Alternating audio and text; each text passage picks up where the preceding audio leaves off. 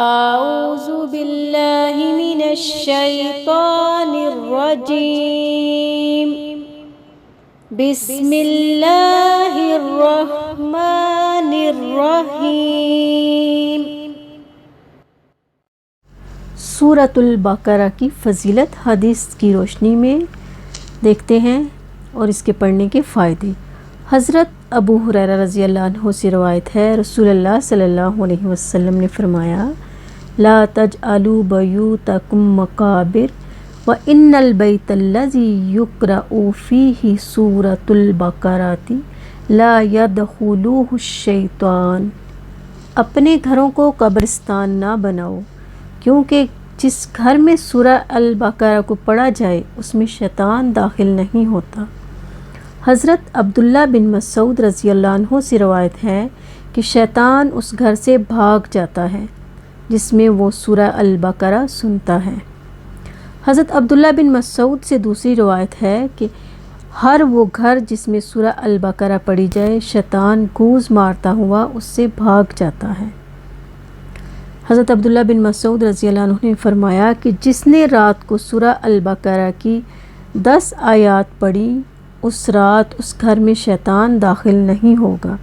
ان 10 آیات سے مراد 4 ابتدائی آیات آیت الکرسی اور 2 اس کے بعد والی آیتیں اور 3 اس سورت کی آخری آیات ہیں۔ ایک روایت میں یہ ہے کہ اس دن اس کے اور اس کے اہل و عیال کے قریب شیطان نہ آئے گا اور نہ کوئی ایسی چیز جو اسے پسند نہ ہو، اور اگر یہ آیات کسی مجنون پر پڑھی جائیں تو اسے فاقہ ہوگا۔ حضرت سہل بن سعد رضی اللہ عنہ ماں سے روایت ہے، رسول اللہ صلی اللہ علیہ وسلم نے فرمایا، ہر چیز کی ایک کوہان ہوتی ہے اور قرآن کی کوہان سورہ البقرہ ہے۔ جو شخص ایک رات اسے اپنے گھر میں پڑھ لے تو 3 راتیں شیطان اس گھر میں داخل نہیں ہو سکتا، اور جو شخص ایک دن اسے اپنے گھر میں پڑھ لے تو 3 دن تک شیطان اس گھر میں داخل نہیں ہو سکتا۔ حضرت ابو ہریرہ رضی اللہ عنہ سے روایت ہے کہ رسول اللہ صلی اللہ علیہ وسلم نے ایک لشکر روانہ فرمایا تو آپ نے اس لشکر میں شامل ہر فرد سے کہا کہ وہ سنائے اسے قرآن مجید کس قدر یاد ہے۔ آپ قرآن سنتے سنتے جب ایک نوجوان کے پاس آئے اور آپ نے اس سے دریافت فرمایا، تجھے کتنا قرآن یاد ہے؟ اس نے جواب دیا کہ مجھے فلاں صورتیں اور سورہ البقرہ بھی یاد ہیں۔ فرمایا، کیا تجھے سورہ البقرہ بھی یاد ہے؟ اس نے عرض کی، جی۔ فرمایا، تو جاؤ، تم اس لشکر کے امیر ہو۔ قوم کے سرداروں میں سے ایک نے کہا کہ میں نے سورہ البقرہ کو اس لیے نہیں سیکھا کہ مجھے ڈر تھا کہ میں اس کے ساتھ قیام نہ کر سکوں۔ سورہ البقرہ کو قرآن کا کوہان کہا گیا ہے، سب سے بلند اونچا حصہ۔ اگر اس کے معنی پر غور کریں تو قرآن مجید میں جو کچھ وضاحت آئی ہے اسے سورہ البقرہ میں سمو دیا گیا ہے۔ اگر ہم اسے چھوٹا قرآن کہیں تو باقی تمام مضامین کو اس میں کسی نہ کسی طرح ٹچ کر دیا گیا ہے۔ آپ دیکھیں، عقائد، امانیات، ایمان، سود، ربا، عبادت کی تفصیل، صلاۃ کا ذکر ہے، زکوٰۃ کا ذکر ہے، حج کا، صوم کا ذکر ہے اور روزے کا تفصیلی ذکر اسی صورت میں آتا ہے۔ پھر اس کے بعد حقوق العباد میں والدین کے ساتھ ان کے اوپر حرج کرنا، دوسرے رشتہ داروں، مسکینوں پر، یتیموں پر، پھر تمام کے حقوق کا خیال رکھنا، نفاق فی سبیل اللہ، خوب ترغیب دینا۔ پھر اسی طرح اکل حلال کے بارے میں ترغیب ہے، حلال اور پاک کھانے کے بارے میں، حرام چیزوں کو اور ایسی چیزوں کو جو انسان کے لیے نقصان دہ ہیں جیسے خمر ہے، میسر ہے، سود ہے، ربا ہے، ان چیزوں کی حرمت کا ذکر کیا گیا۔ پھر انسان کی جان کی حفاظت کی بات ہے، قصاص کا حکم ہے۔ پھر اسی طرح سورۃ الفاتحہ اور سورہ البقرہ کی آخری 2 آیات ایسے نور ہیں جو آپ صلی اللہ علیہ وسلم سے پہلے کسی کو نہیں دیے گئے۔ سورہ البقرہ میں روزے کا تفصیلی حکم ہے، نماز کا ذکر بار بار ہے، اس طرح ہر چیز اللہ تعالیٰ کی حمد و ثنا بیان کرتی ہے۔ انسان کو بھی حکم دیا گیا ہے کہ صبح و شام اپنے پروردگار کی تسبیح بیان کریں۔ ہمیں آپ صلی اللہ علیہ وسلم اور قرآن کے علاوہ پہلی تمام کتابوں اور رسولوں پر بھی ایمان لانا ہے، اللہ اور اس کے رسول کی اطاعت کرنی ہے۔ زندگی کے ہر معاملے میں حقوق اللہ کے ساتھ ساتھ حقوق العباد کا اللہ سبحانہ تعالیٰ نے حکم دیا ہے۔ اللہ تعالیٰ نے اپنی عبادت کے بعد والدین کے ساتھ حسن سلوک کرنے کا حکم دیا ہے۔ اسی طرح اپنی اولاد کو مفلسی کے ڈر سے قتل نہ کرو، تمہیں رزق دینے والا اللہ ہے۔ بچوں کی تربیت کرنے کا حکم دیا گیا ہے۔ قرآن نے کھول کر بیان فرما دیا ہے عورتوں کے لیے کن کن سے پردہ کرنا ضروری ہے۔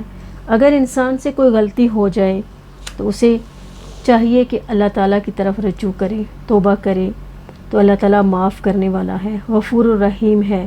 جنت کو جہنم کو کھول کھول کر بیان فرما دیا ہے۔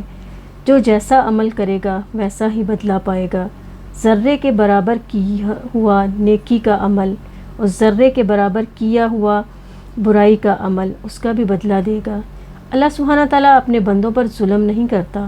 اللہ تعالیٰ سے اس کے ناموں کے واسطے سے دعا مانگنی چاہیے۔ اللہ تعالیٰ سے مانگ کر کبھی کوئی نامراد نہیں رہا۔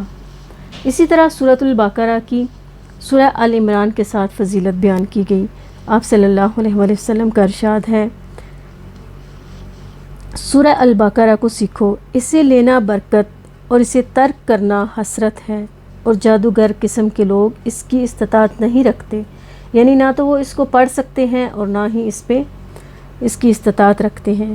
پھر آپ کچھ دیر خاموش رہے، پھر فرمایا سورہ البقرہ اور سورہ آل عمران کو سیکھو، یہ دونوں نورانی صورتیں ہیں، یہ دونوں اپنے پڑھنے والے پر قیامت کے دن سائبان یا بادل یا پر پھیلائے ہوئے پرندوں کے جھنڈ کی طرح سایہ فگن ہوں گی۔